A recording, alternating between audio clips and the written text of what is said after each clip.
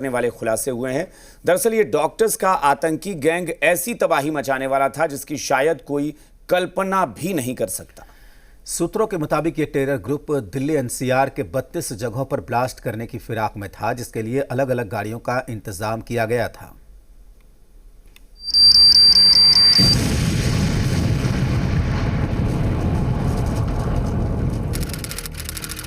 तारीख 10 नवंबर 2025, वक्त शाम 6:51। महज 3 सेकंड 6:50 और 58 सेकंड पर धमाका होता है और 6:51 पर सब कुछ तबाह हो जाता है। I-20 कार के आसपास मौजूद गाड़ियां टुकड़े टुकड़े हो जाती हैं, इंसानों के चीथड़े उड़ जाते हैं। लेकिन देश पर बड़ा खतरा अभी टला नहीं है। दिल्ली की तरह पूरे देश में आतंक फैलाने का प्लान था।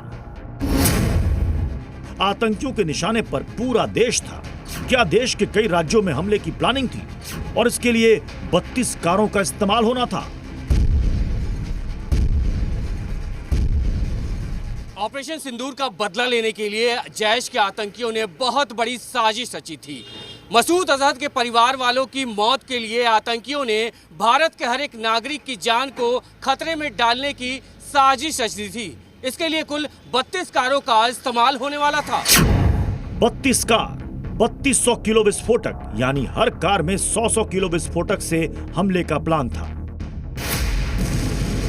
I-20 से दिल्ली में धमाका कर दिया, जिसमें यह बहुत संभावना है कि 3200 किलो में वो 100 किलो विस्फोटक हो सकता है, जिससे हमले का प्लान था। इस संदेह को डॉक्टर उमर नबी की दिल्ली में एंट्री करने वाली सीसीटीवी फुटेज और पुख्ता करती है। इस फुटेज को गौर से देखिए।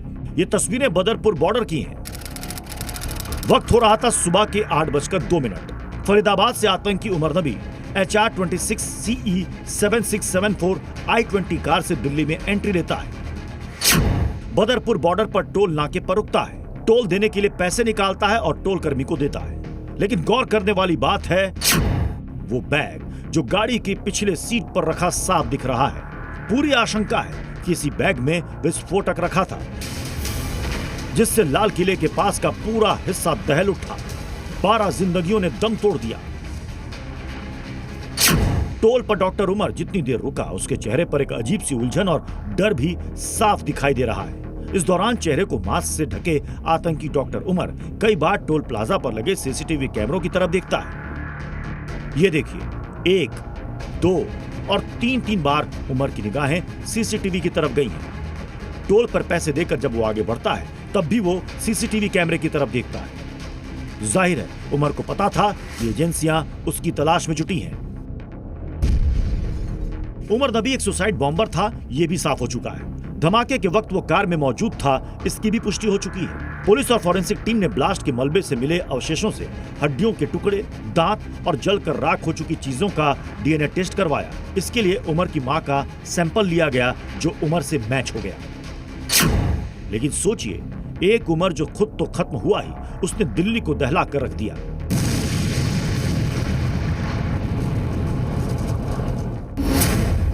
तो क्या होता अगर उमर जैसे 32 आतंकी पूरे देश में फैल जाते? लेकिन खतरा अभी भी टला नहीं है। देश पर आतंकी साया अभी भी मंडरा रहा है, क्योंकि 32 कारों में से 3 कारों का खुलासा तो हो गया है, जिनमें एक है I-20 कार, जिसके दिल्ली में धमाके के साथ परखच्चे उड़ गए। दूसरी है DL10CK 0458 नंबर की लाल इको स्पोर्ट, जिसे फरीदाबाद से बरामद किया गया है। और तीसरी ब्रेजा कार, जो एजेंसियों को आतंक का अड्डा मानी जा रही अल फलाह यूनिवर्सिटी से मिली है। यानी अभी भी 29 कारें मिसिंग हैं। ये 29 कारें हैं कहां? देश के किस कोने में है ये कारें? किस नंबर की कारें हैं? किस कंपनी की हैं? कौन से रंग की हैं? ये कोई नहीं जानता। ये कारें नहीं, आतंकी खतरा है जो हर हिंदुस्तानी के सिर पर मंडरा रहा है। कितने शातिर तरीके से पूरी आतंकी प्लानिंग रची गई थी, वो इससे समझिए। उमर ने जिस कार से ब्लास्ट किया, वो 11 सालों में 5 बार बिक चुकी थी।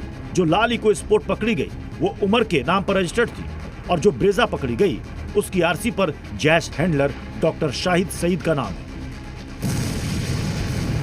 यानी सबके तार एक दूसरे से जुड़े हैं। लेकिन जांच एजेंसियों के लिए अब बाकी 29 कारों की तलाश बेहद चुनौतीपूर्ण है, क्योंकि अभी तक जिन 3 कारों की बरामदगी हुई है, तीनों के रंग अलग अलग हैं। i20 सफेद है, इको स्पोर्ट लाल है और ब्रेजा ग्रे रंग की है। तीनों की कंपनियां भी अलग हैं, इसलिए वो 29 कारें कौन सी होंगी ये कोई नहीं जानता। सवाल यह कि क्या देश के 29 राज्यों में 29 कारों से हमले का खतरा बना हुआ है? जो खुलासा हुआ है वो बताता है कि बहुत बड़े पैमाने पर तबाही की प्लानिंग थी।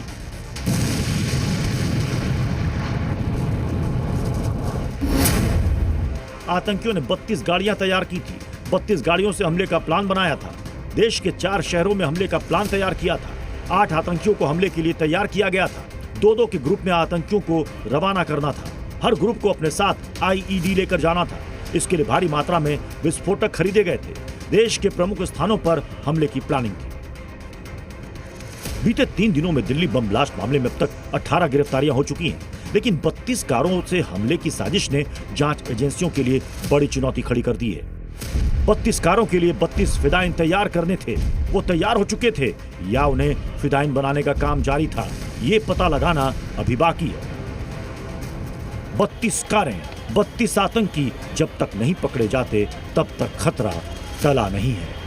अमित भारद्वाज, जी मीडिया, फरीदाबाद।